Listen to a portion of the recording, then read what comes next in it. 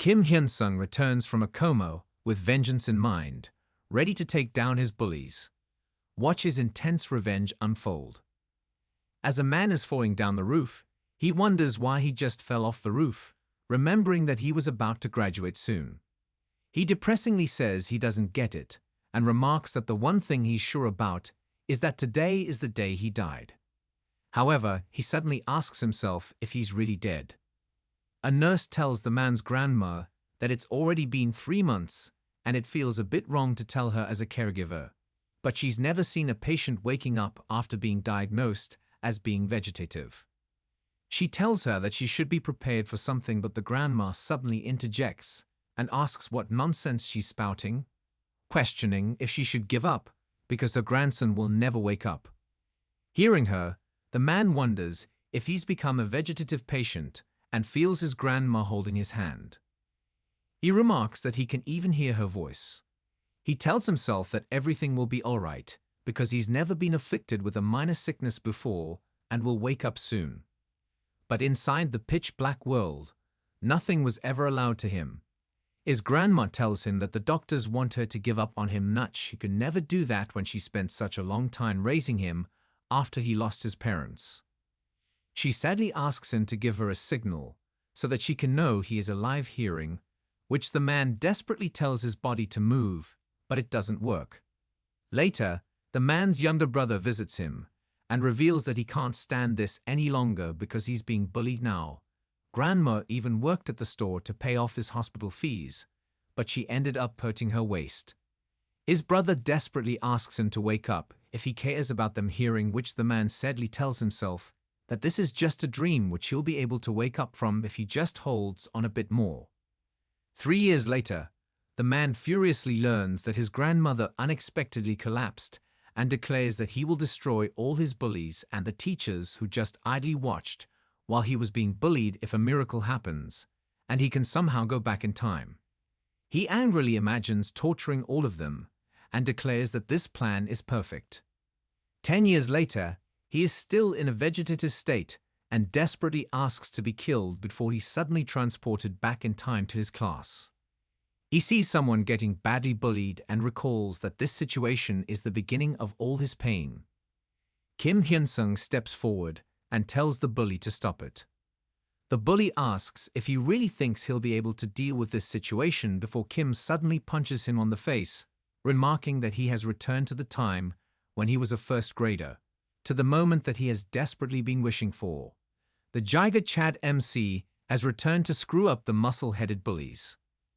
Kim remembers what happened the day everything in his life changed. Park Min-kyul was a typical bully who harasses his mates. He was listening to the class half-heartedly and playing a game called Legend Online. Park approaches another student and tells him to raise his character for him from now, and from that day the boy, Lee Jung-min, became Park Min-kyul's game shuttle and began dropping his grades, enduring Park's request to pour his personal money to buy in-game items. However, one day, Lee Jung-min's stress reached the top of his head, and he told Park to take care of it himself from now. That day was the first time Kim saw violence being committed in front of him, and he didn't want to get involved, but he remembered Lee helping him with his studies and told Park to stop it. The teacher arrived after and the situation was taken care of, but ever since that day, Park's gang began to badly harass him. He was beaten up every day and had to constantly run errands for them. Hell was the only word he could use to describe his situation. After being punched, Park angrily turns around to face Kim.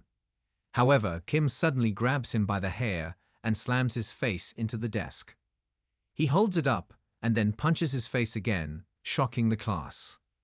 Kim continues beating him up and remarks that this moment has been engraved into his mind from when he fell into a coma. Park Min-kyul is the kind of fighter who purely relies on physical strength, so he is bound to collapse once he's been attacked once. He's calculated the moment he tries to react after getting punched on the face, and he's been thinking of him for the past 10 years. He slams Park into the lockers and starts relentlessly kicking him, declaring that it doesn't matter what he does to block his attacks. Someone suddenly throws a chair at the wall, and Park's lackeys tell Kim to stop. However, Kim is unfazed and says he doesn't want to, surprising them. The strongest member of the gang, Kang Chan, steps forward to beat him up, but a girl suddenly tells them that the teacher is coming, so they decide to deal with Kim later but warn him that he's screwed. Later, Park angrily questions how he was humiliated like that and inwardly warns Kim that his guys are going to surround him when school ends and declaring that he will be half dead when they're done with him. When the teacher leaves, Park angrily gets up from his desk to wait for his buddies, but Kim suddenly kicks him in the face and says they should continue from where they left off. Shocked, Park questions if Kim actually wants to go against them all as Kim gets ready to punch him again. The other gang members get up as soon as class ends and decide to go mess up Kim Mao. However, they arrive to shockingly see Kim relentlessly beating up Park before he turns around and tells them that they're late. Kang angrily rushes towards him, and Kim remarks that Park Min-cheol was easy, but he was never able to discover how his past self could take care of Kang, so he suddenly grabs the lock and slams it into Kang's face, remarking that righteousness and virtues don't mean anything because he'll do whatever he has to enact revenge. He throws Kang's unconscious body away and instantly rushes forward to tackle Jo Yong-taek. With all he has since if he thrusts him into the ground, there's no way he'd be able to respond to the follow-up punches. He starts relentlessly beating up Jo and declares that shrinking their numbers down so that he can't be outnumbered is the best choice here. Kim remarks that this is a fight he's prepared in his head countless times, but it looks like his stamina won't be enough for the plans he's made. He slowly turns towards the only remaining member, Jung Min-ho, who is terrified of him and realizes there's no way he can beat Kim. He slowly steps forward to punch Jung, but a teacher spots them. Later, the teacher tells Kim that there is a limit to how far he can go with a scuffle, wondering why he's causing a scene now when he's always been a good student before this. He tells the teacher that there's no need to make a ruckus, so he should just bury this incident like he's always done before. Shocked, the teacher angrily smacks him on the face as Kim remarks that these pieces of trash could never be considered teachers and always watched him getting bullied from the sidelines. However, Kim suddenly tells the teacher to shut up and not do anything about this incident, threatening to expose all his scandals and how he takes bribes from the parents of his students. This guy has really planned this all out here. In his past life, Kim went to this teacher to ask for help, but Park Min-cheol and his gang settled the matter with him, which led to Kim getting bullied even more for snitching. He felt wrong, he felt angry. One day, he saw the teacher watching him getting bullied. However, instead of helping, he just turned around and walked away. Kim later found out that the teacher, Yong-chul, was trash who received money from the parents of the bullies and had no intention of helping him in the first place. After that, he tried his best to solve this matter and escape this hellish reality by trying to fight his bullies head-on.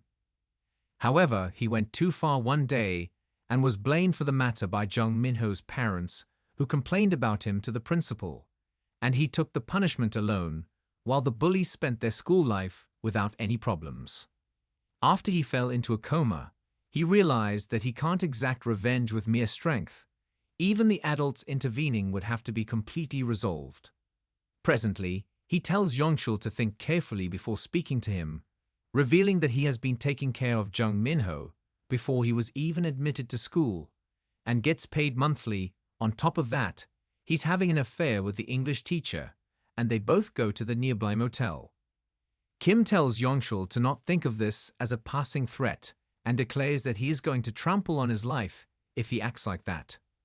Kim knows this blackmail will work since most of Yong-chul's property belongs to his actual wife. Hearing him, Yong-chul starts shaking in fear and asks Kim what he wants him to do. Kim says he wants him to do what he's been doing so far, remain an idle onlooker on the students' affairs, prevent this incident from getting out, and after that, until the day Kim graduates, he won't reveal his secrets. Yong-chul slowly agrees, so Kim leaves, remarking that he's only the first card he's prepared for his revenge. He decides to prepare for his next card as well, but remarks that there's something he needs to do first. In the class, Jung Minho angrily kicks a desk and declares that he'll tear apart Kim when he returns, believing that Yeonchul will expel him at the very least due to the money he's being paid. He admits that he was a bit scared of him before wondering if the other guys have gotten a hold of him first. He throws a chair and declares that he must become the predator in this school, and thinking that Kim beating the others up was just a coincidence. He thinks he'll easily destroy Kim when he sees him again, however. Kim suddenly opens the door to the class and tells Jung that they should finish what they started. He punches him in the face and starts angrily beating him up. Jung spots Yeonchul and expects him to come help, but Yeonchul just turns away as Kim tells Jung that no one in this school will ever help him. 5 minutes earlier, in the teacher's office, Yeonchul desperately starts stressing about what he's going to do since Jung's parents are very influential and won't stay quiet if something happens to their son. He realizes that he has to separate Jung Minho from this case and rushes to ask Kim to leave Jung alone so that he doesn't get into trouble. However, he arrives to see Jung getting relentlessly beaten up by Kim and turns away, stressfully remarking that Jung's parents don't matter. He has to stop his affair from leaking out. As Kim beats Jung up, he furiously questions if he was bullied by a loser who's shivering like this. This pathetic thug is getting his ass handed to him.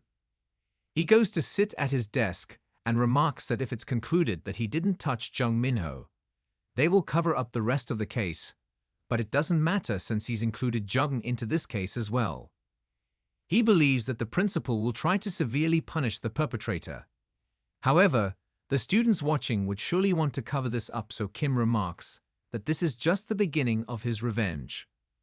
The principal of the school, Oh Daeun, says Kim must be heavily punished since he has cruelly assaulted students, and the English teacher is about to agree with him, but she is hurriedly stopped by Yeonchul. However, Yeonchul says Park Min-kyeol and his gang have always been harassing students, so they should be punished instead. He strongly argues in favor of Kim, but Oh Daeun inwardly remarks that they have to stick to those in power to make Chinul known. He says he will form a discussion committee soon who will decide Kim's fate, and until then, he will be suspended from school. As Kim leaves, he tells Yeonchul to keep on doing what is best for him, and remarks that after this week, it will be time for him to carry out his plan, inwardly telling Oh Daeun that there will be a drastic change in this situation soon. Hit the like button as today's like goal is 1,000 likes. Comment below if you want the next part, and subscribe while clicking on the bell icon to get notified by the latest videos. You can also join the channel to watch videos before they're publicly released, and I will see you guys in the next video.